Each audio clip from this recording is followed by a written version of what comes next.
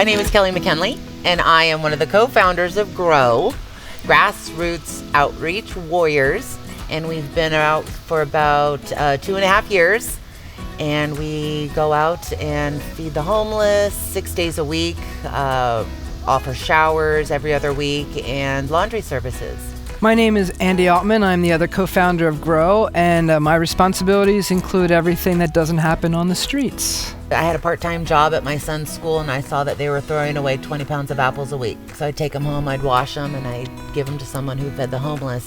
And then once I found out during the pandemic that they actually locked all the spigots and locked all the dumpsters, there's absolutely zero access to water or food for the 2 years during the pandemic. And that's when I started, when I found out that there's no resources in Concord that are accessible.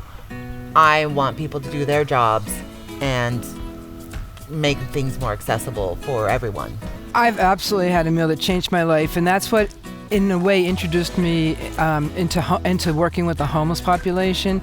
And this must have been about 20 years ago when we were having a picnic in a park. And in that park was our whole family. There may have been 20 to 25 of us in our family at the park, kids, all ages.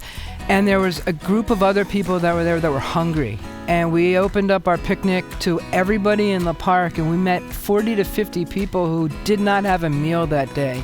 And we just kept on barbecuing and feeding people and telling stories. And we learned that day that we're all the same. One of my favorite meals that we had, it was a summer night when it was just a little bit cool out. Everybody was just coming around.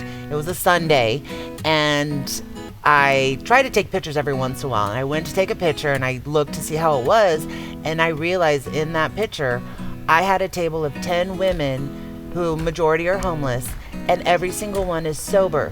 And all of these women, the one thing they had together in common was their sobriety, and some of them were a few days, some of them were a few months. And for a while there, every Sunday after dinner, all the women would get together and then go to a meeting after our dinner. And just looking around at where we came from, because sobriety is really hard, especially when you're living on the streets.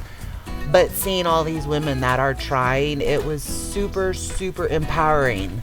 All of them just being there and talking and calm and, breaking bread. That was one of my most memorable meals. I encourage a lot of people I meet and talk to that want to learn how to work with the homeless to just join us. Come spend an hour with us at one of our meals and just see the interaction and feel comfortable there, because we'll be by your side, and then you can develop your comfort level and your skill level or whatever you need to take it further. Once we grab a volunteer or a person at one of our meals, they come back over and over again. It's not something that disappears.